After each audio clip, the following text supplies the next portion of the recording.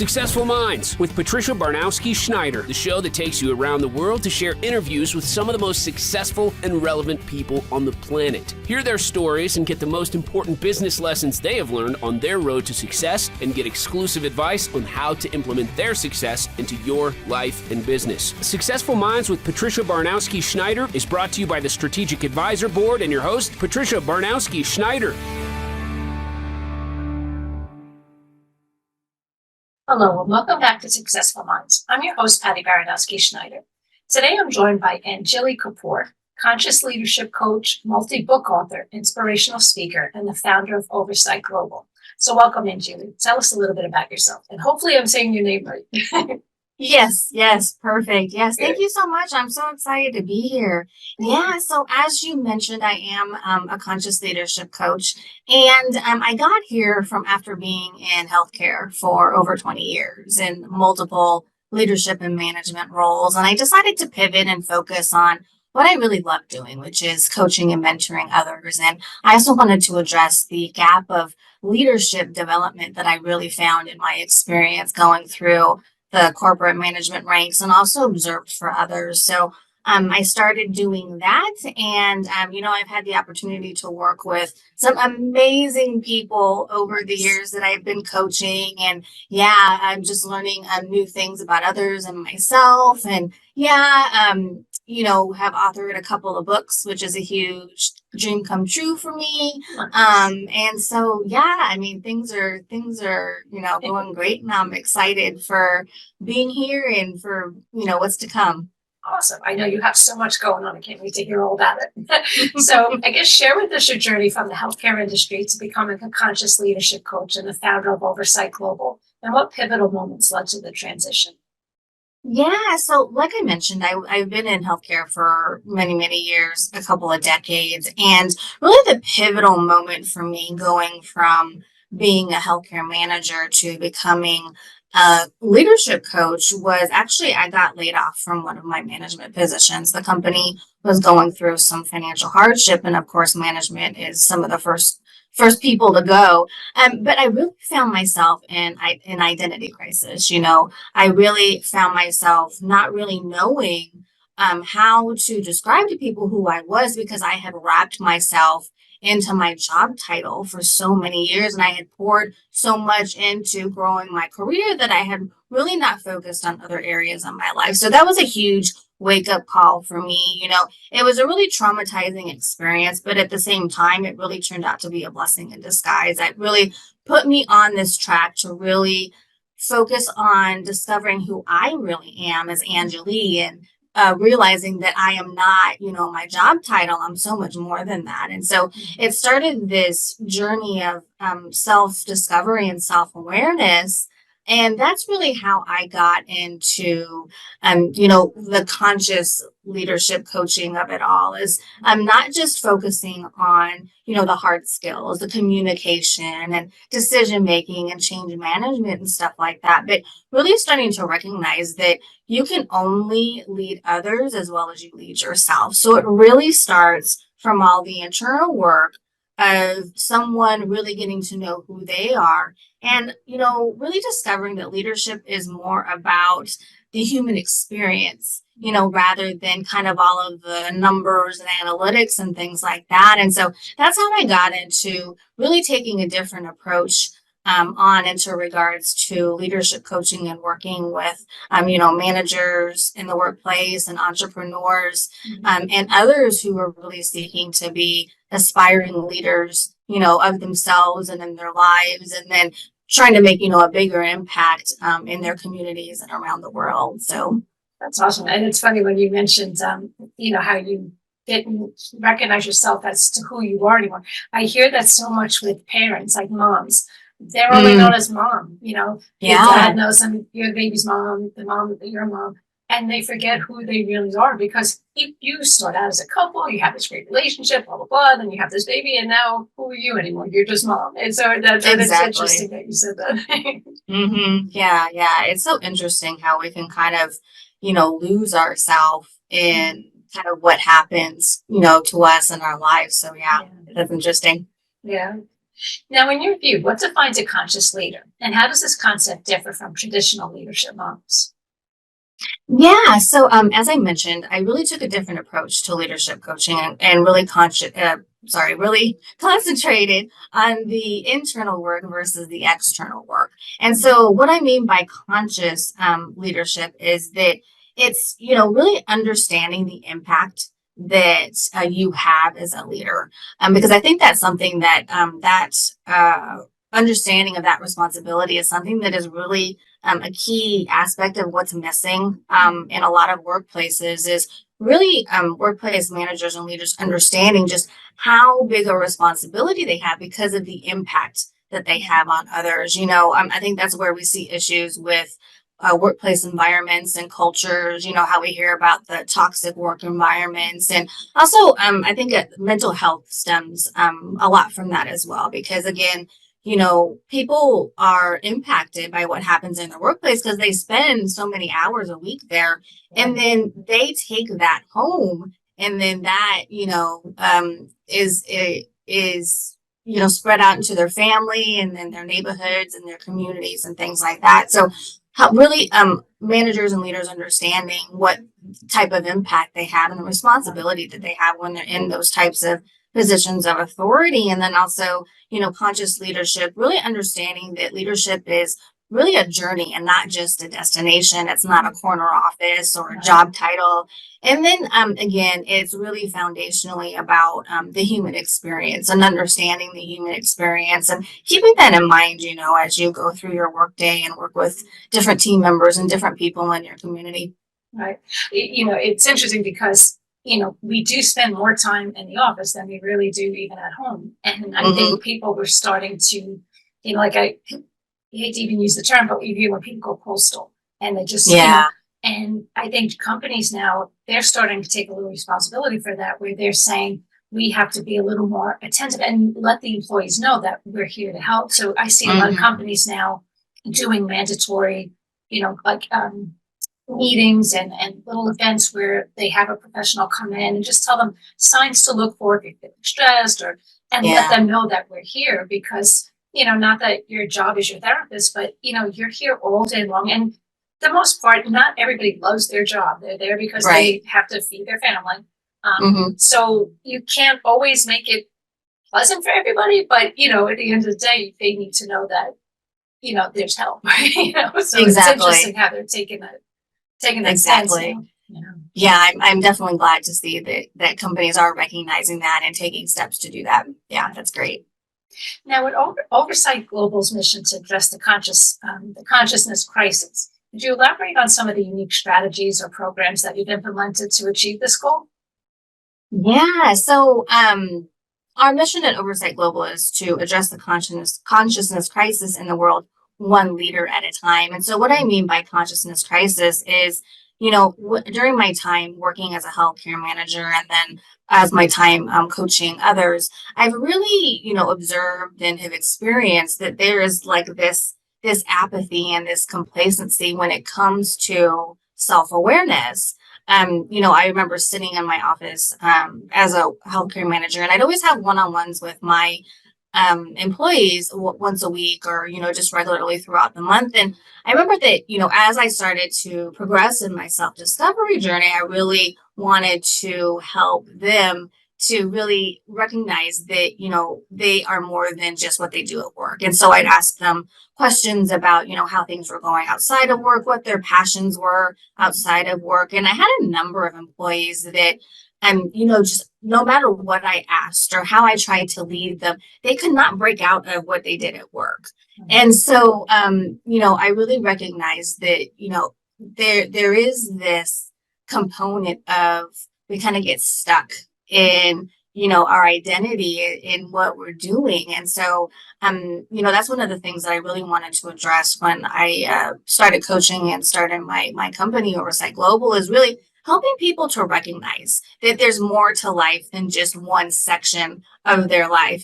There's more to life than just them wearing this one hat. They wear multiple hats and they are a unique person that, has all of these different qualities and characteristics and skills and experiences and things like that. So the different things that we're doing with Oversight Global is, of course, I have 2 books out. Both of them are in mindset. So the first one is a general introduction to mindset, and the one that was just released a few months ago is called Leader Mindset Activation. And that's really more about going over the framework that I use with my clients and what I actually use myself years ago in shifting my mindset from, really surprised that I had a negative mindset at the time. But then again, I didn't really know what mindset was before I discovered it, and really recognizing just how powerful our minds are and just how, our life is just so many different aspects of our life are affected just from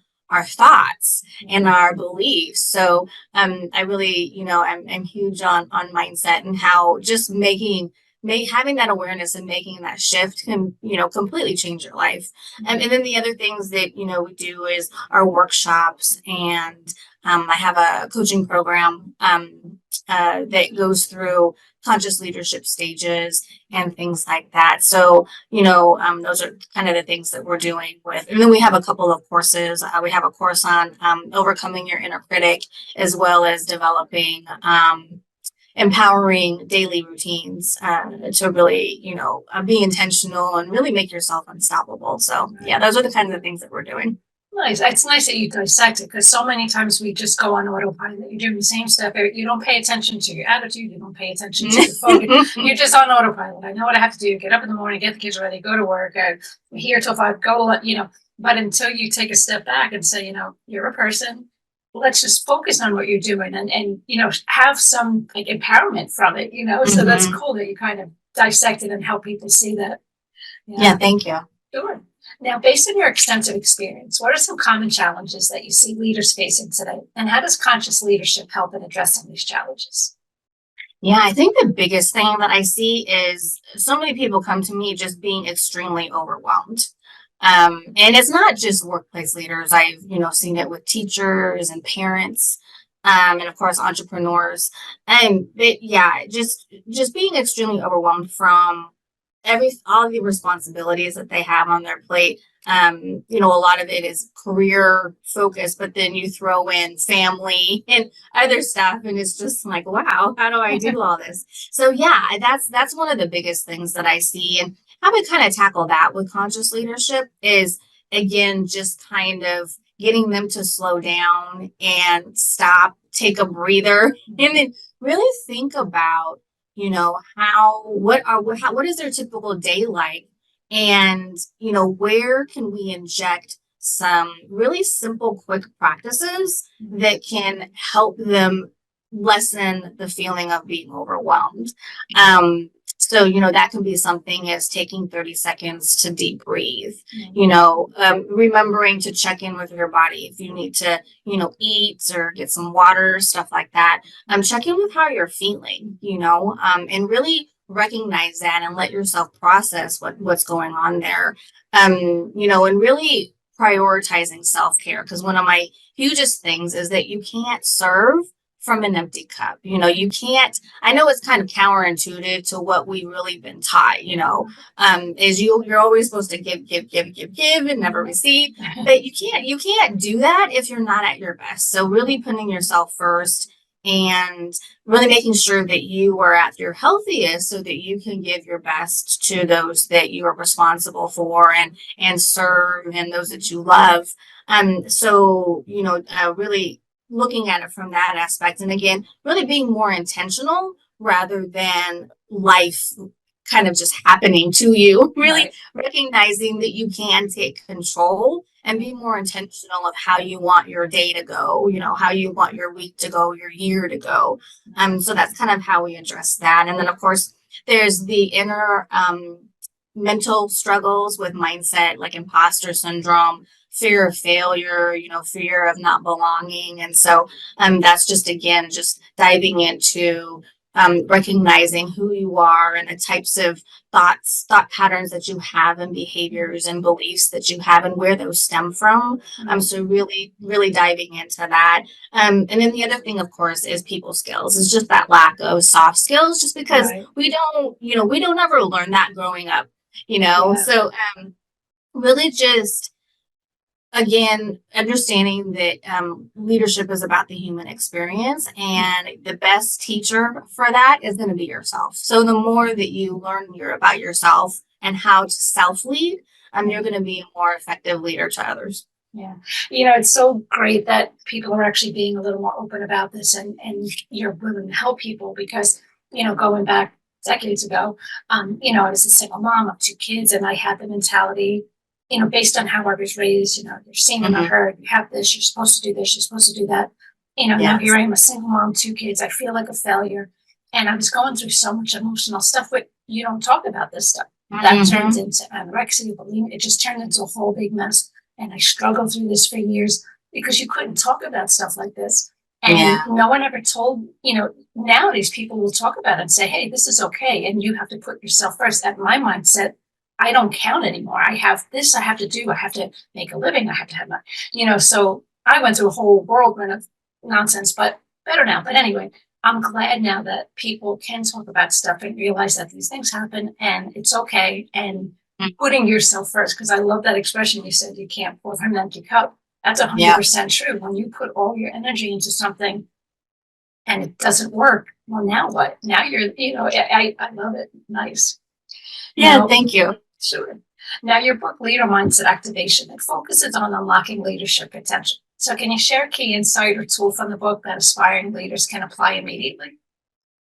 Yeah, so it walks through my framework of, again, kind of becoming aware of your mindset, aware of just what mindset is and just how powerful it is, and how most of our lives, our mindset has really been working against us and hindering us instead of, working for us and helping us to achieve success. So going through the three phases of my framework, which is awaken, activate, and then harness the power. So really the key is to, first of all, understand what mindset is, then understand particularly what your mindset is, and then, determining what type of mindset that you want to have, and then having those tools and techniques to make that shift, and then creating consistency with it, because it's a continuous process. It's not as soon as you switch your mindset, you're good. No, it's you're continually working on it, because those same,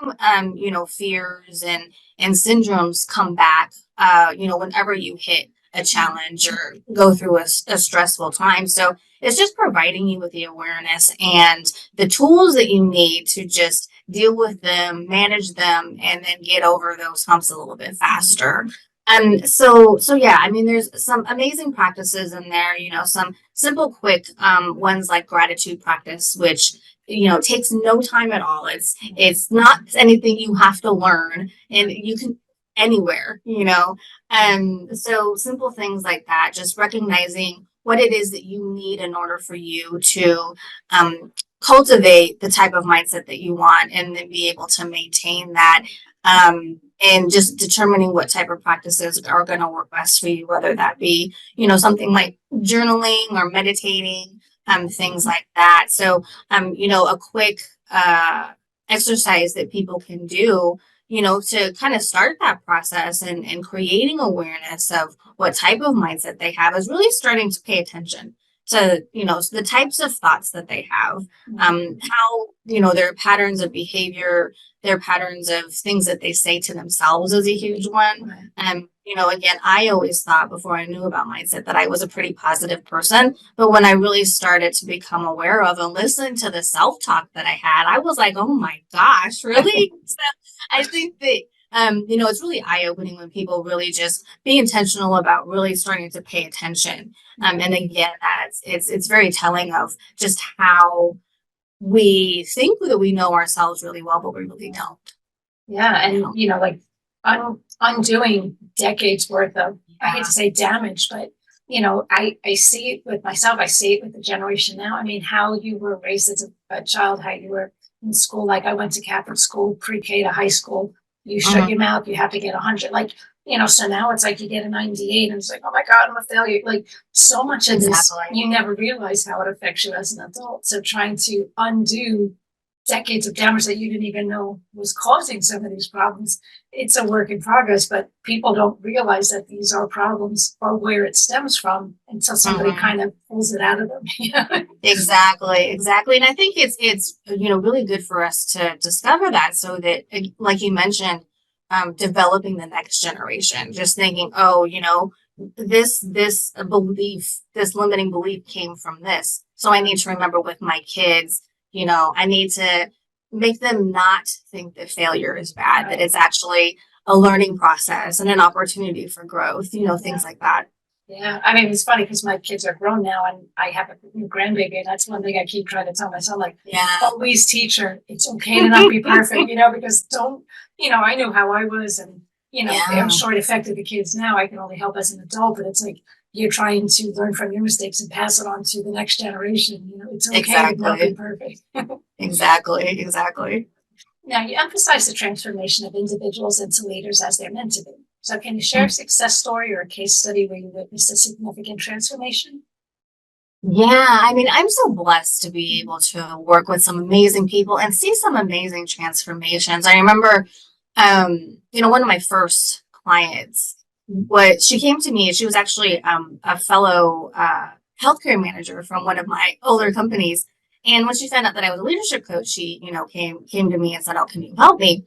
And, kind of typical management struggles, overwhelm, having difficulty, dealing with the different personalities in the workplace, and making decisions that she wasn't going to get backlash for, things like that. So we really discovered that she had a lot of, internal challenges in regards to her inner critic and imposter syndrome, and really working to recognize whenever that was happening, and trying to overcome them. Because I remember very early on in our coaching partnership, I would get calls from her in the middle of the night. So she was sitting at her computer, her laptop, typing a letter of resignation. And I'm like, okay, now I understand something today that happened might have triggered you and is causing this type of episode, but let's walk through this. And so that actually happened a few times. But it was really heartwarming to watch her go from somebody who was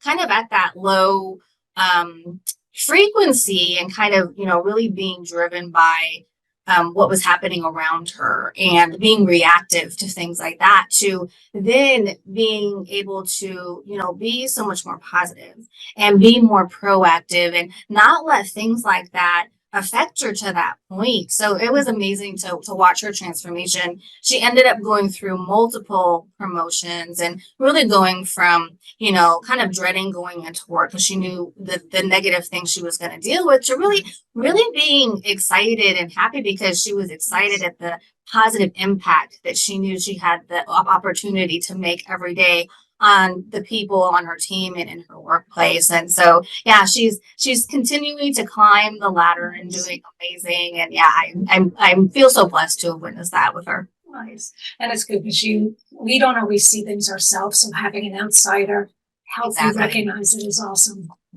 Yeah. Now, how do you envision the future of leadership in the next decade, especially considering the rapid changes in the global work environment? That's a big question. One of the things that I'm actually kind of currently dealing with is, I'm not sure if you're aware that there is kind of this looming succession crisis happening in companies right now, because the younger generation does not have any type of desire or aspiration to go into management and leadership positions. And that's because, we've had just decades of not being developed well as management and leadership. I mean, I can't tell you how many times I talk to somebody, and when I tell them what I do, a common response that I always get is, "Oh, I've never had a good boss." And, it's kind of funny, but at the same time, it's really tragic that many people have experienced that type of thing. And, again, over decades of this kind of happening, it's really kind of hitting the forefront of, now we've kind of created this monster of, people not liking their bosses and seeing how overwhelming the job is and how it really is taking over your life and burns people out. And, because managers go in and they're lacking the proper leadership skills to do a good job and to really make their team feel like, feel good about themselves and have a positive impact. We're kind of seeing that because now, before, when, people thought of management positions, they aspired to do that because of the prestige, the higher pay, things like that. But now, because of all of the negative connotations that are linked to that, people aren't aspiring to that. They're like, no way, no, I don't want to be a manager, Yeah. And so that's really kind of where we are at in terms of kind of like I said, the succession crisis. And now I'm really trying to, work with companies and company leadership on like trying to redefine what leadership is and what those positions look like. Again, really trying to kind of backpedal and really, set up management the right way, make sure they get the proper preparation, the proper training and ongoing development to do their jobs well and to create the positive work environments and really, start to hopefully change the perspective of what that looks like to younger generations so that, they do want to aspire to be in those type of positions, not necessarily for the job titles or the higher pay, but the type of impact that they can potentially have on others and their company and their communities by being in that type of position. So, that's kind of where I see leadership going right now and how I'm really trying to address that. So it's, we're not going to have a bad thing happen. So yeah. No, it definitely needs a little change. So that's a good thing. Yeah, exactly. Now, what's your personal philosophy on leadership and how has it evolved over your career? Oh my gosh, there's so many. Yeah, like I said, I mean, I've learned so many things. I'm going through my own journey and being a manager and a leader, and then working with others and observing their experiences and their growth. But again, some of the philosophies that I have are, again, it all starts internally, and really discovering. It's really cool to discover that we actually have everything within us that we need to succeed. We just kind of have to I call it like peeling the onion layers, Right. Getting all through all that stuff to discover, oh wow, I can do this. I call it everybody has an inner phenomenal leader within them. So we all have the ability and capability to, be great leaders to ourselves and in our own lives. And if again we are able to lead ourselves effectively, we can then effectively lead others. So if we find that we are called to lead others, then we're able to do that effectively and confidently. Some other philosophies that I have is, again, I mentioned it before, leadership is a journey. It's not a destination. It's not a job title or a corner office. Again, it's all about the human experience. So if you can kind of tap into that and kind of understand that, being more empathetic, being more understanding and compassionate, and really putting yourself in another person's shoes in different situations so that you can kind of better understand where they're coming from, type of thing. So yeah, I mean, those are some of the philosophies that I have and, have gained over the years. Nice. Now tell us, your upcoming show, Take the Lead, sounds fascinating. So what can Yes. viewers expect from the show? What do you hope to achieve with it? Yeah, I'm super excited. So I have a show coming out. It premieres March 18th. That'll be every Monday at 9 p.m. Eastern Time. And it's on the E360 TV network, the Trajectory TV channel. And yeah, I'm so excited for it. It's called Take the Lead, a consciousness movement with Angilie Kapoor. And again, it's really kind of already kind of putting on television what I already do. We're focusing more on, instead of just talking to workplace managers, kind of talking to everybody, again, about discovering that inner phenomenal leader that we all have within us, how we can be more intentional, how we can really be in the driver's seat of our lives instead of being subject to circumstance and expectations and being molded to how we should be and how our lives should go, to really creating a life and living a life that you love, instead of, kind of being in this mundane, is this what life really is, and living the same year over and over and over and then calling it a life, So I'm really focusing on those types of aspects of helping people to discover those types of things and put in the type of practices they need to be able to do that. And we're kind of taking a very interesting twist to it. We're actually, because of consciousness movement. So we wanted to try and really figure out what we mean by movement. And we really actually attached it to salsa dancing. I've been salsa dancing for a while. That's how my husband met. But, there's really interesting aspects between, ballroom dancing and salsa dancing, two aspects of leadership. So making that fun connection so it's more relatable to people, and and we can have fun with it. So yeah. That's awesome, because so many, like you say, the companies, they have their rules, they know what they have to do, but people go to work, it's not enjoyable, they just do it because they have to do it. But making it where it's fun, and, training managers nowadays to sympathize with your employees. You don't have to be easygoing and not make them do the job, but you could do it in a way that, if I go to a place that I enjoy going, I'm going to stay here forever. And I'm a sucker like that. 16 years at one job, 13 at another. As long as I'm happy here and I'm content, you're not getting rid of me unless you kick me out the door. But, as opposed to someone who, I see people when I look at their resumes, it's like every 6 months they're at another job.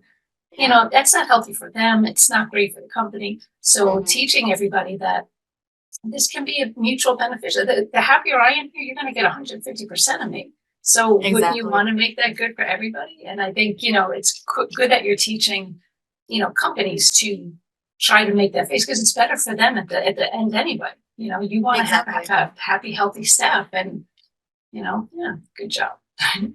Well, thank you. Yeah. And that, like you're saying, if their staff are healthy and happy, that's going to ripple into how they treat the clients and customers. Yeah, so for sure. That's just, an added benefit to growing your company and increasing your revenue. So yeah.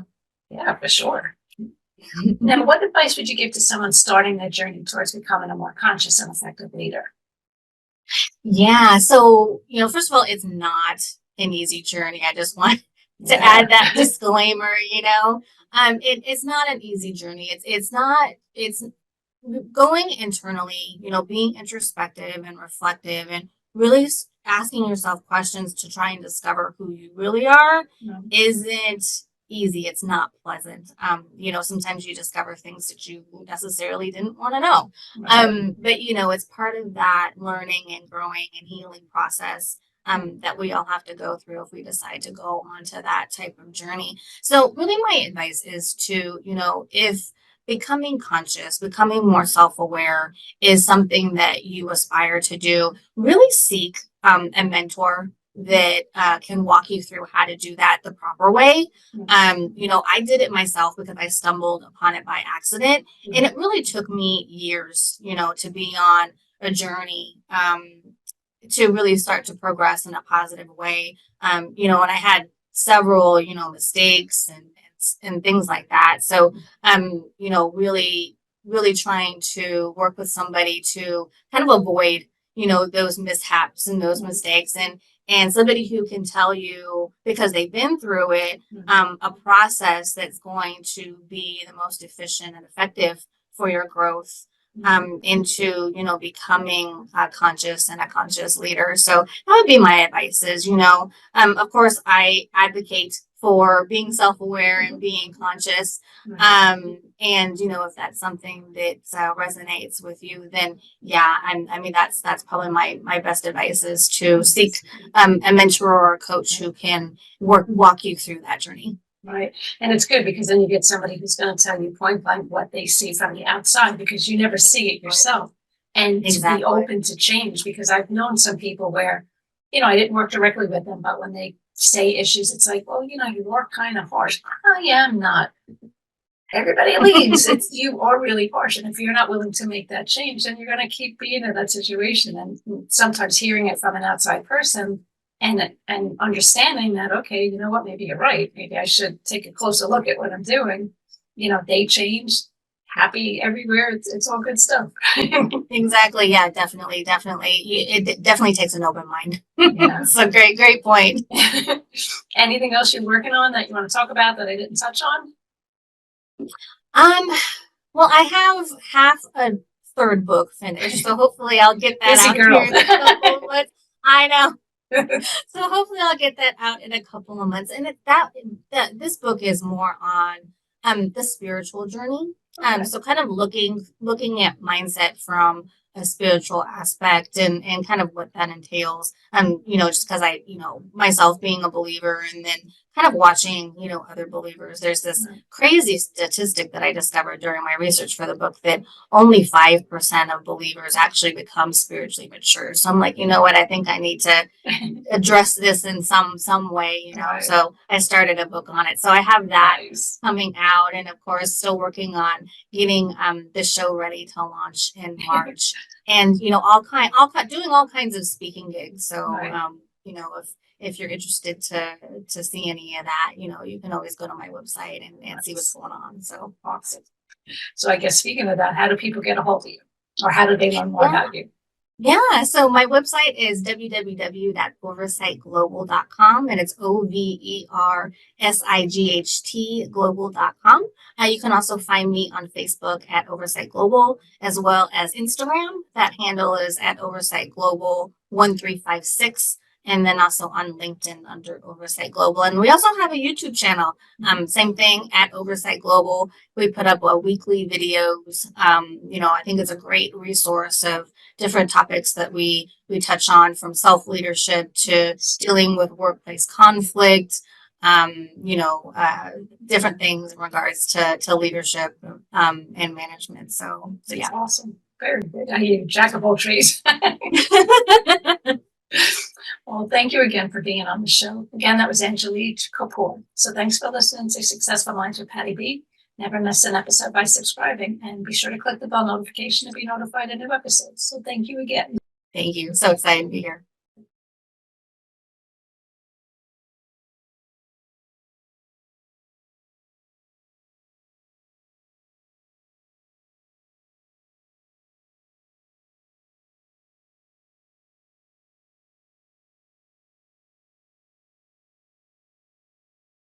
Thank you for listening to Successful Minds with your host, Patricia Barnowski-Schneider. Please leave your feedback and visit strategicadvisorboard.com to get the latest and greatest business advisement on the planet. Follow us on social media for updates, and we'll see you on the next episode.